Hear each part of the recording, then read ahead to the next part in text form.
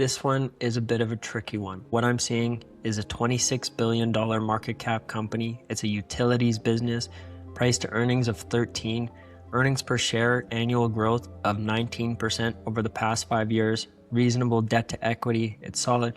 We're seeing from a stock movement standpoint that in 2016, it was trading at about $45 per share, and today it's at about $62 per share, or you can see as of the most recent data, $53 per share. So the stock has appreciated some. Looking at the advanced metrics, we're seeing a healthy gross margin of 67%, operating margin of 23%, a net profit margin of 22%, return on equity of 13%.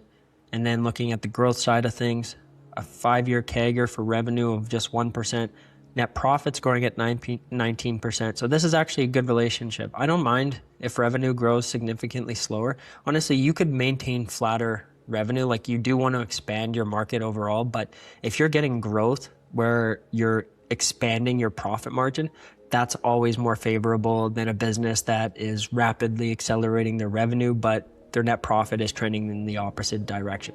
The most sustainable businesses find ways to be more profitable and more efficient, and they can do so while benefiting from their same market or eventually expanding outward, but only when it makes sense to. Shareholder equity, only 4% growth, so not great there. And then we're seeing on a point basis that there's some improvement. So this is not necessarily a great sign. What I'm guessing is that they've had some negative free cash flow more recently. We can see that in the financial reports momentarily.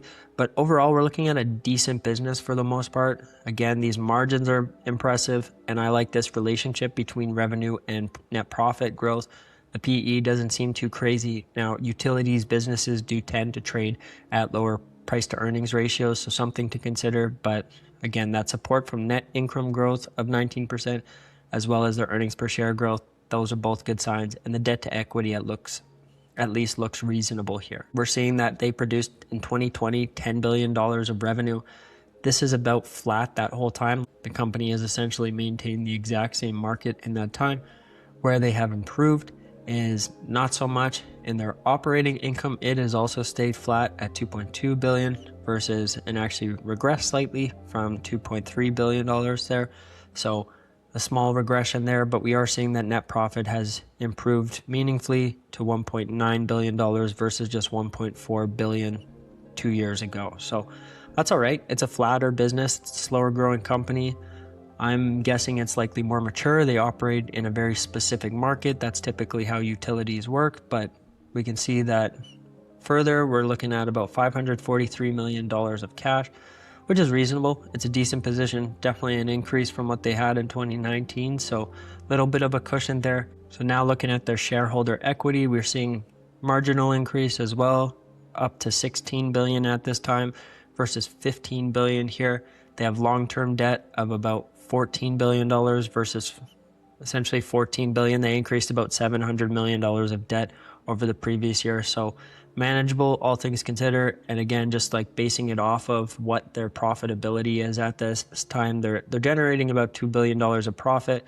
And while they have debt of about $14 billion, so it's a decent relationship. It's not overwhelming by any means. They're still maintaining that profitability and actually growing. So something to look at there.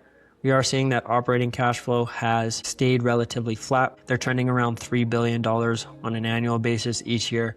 And then their CapEx spend is relatively close. But as I mentioned, especially in previous years, just 2 years ago, they had negative free cash flow. They did actually turn it around to have about $200 million in positive free cash flow here. And same thing's true here. So they have some positive free cash flow. Now, considering all those factors, I think, and I do want to see their market cap again of $26 billion. I think based on that free cash flow, it is a bit high. They are seeing that profitability, but you're also seeing that for the most part, they are experiencing relatively flat growth. Now, I do think it's worthwhile just to return to an earlier stage in time. So you can see that where the revenue was, they had $11 billion in 2014. This actually dropped in 2016 to $9 billion there. And we're seeing that from a profitability standpoint, they had about $1.5 billion down to just $900 million in 2016. So they faced a bit of a bump there. Not necessarily a great sign. Cash is okay. long-term debt. We'll see once again, see if it makes sense. They had $10 billion versus $9 billion the previous year. So they've maintained that level of debt the whole time. And I do believe to some extent that compresses their growth.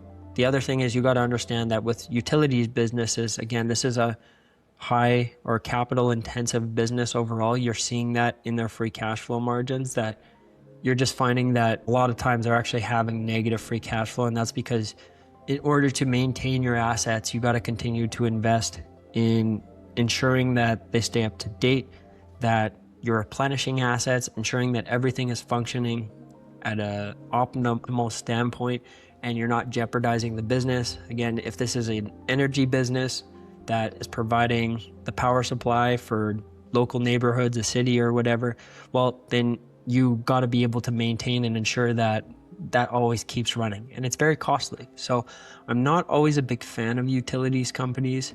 I do see some all right numbers. The 13 PE is okay. I think, it's one of those businesses that I'm looking at, and I'm not saying it's bad, but it's also not great either. They've maintained a degree of productivity, but there are some risks. So, we have $71,000 in our portfolio.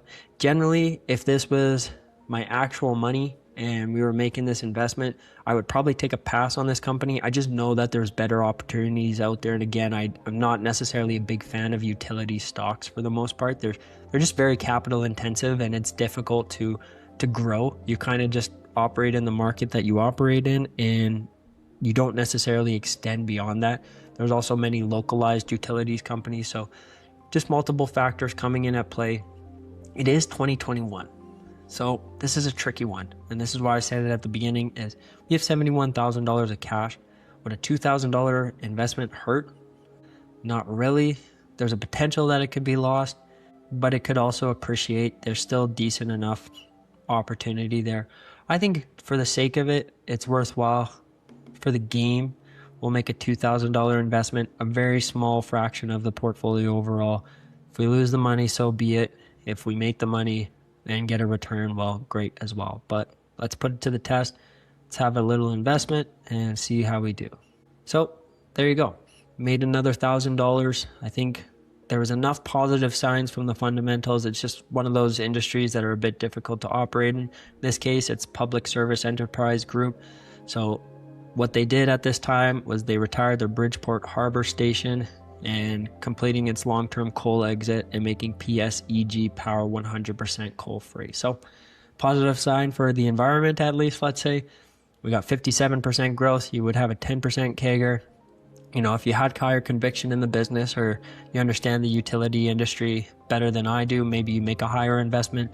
But just based on all things considered, it wasn't one of those companies that I was willing to take a large position in. There just wasn't enough there convincing me, but still got a win. Still made an extra $1,000 to the portfolio, adding to the list, building our cushion, and making strong decisions over the long run. So let me know what you think of my analysis, and if you want to put your stock picking skills to the test, go check out Compoundo.com where you can play for free, see how you measure up against other investors, and also if you enjoy the content here, make sure to like and subscribe and let me know what you think.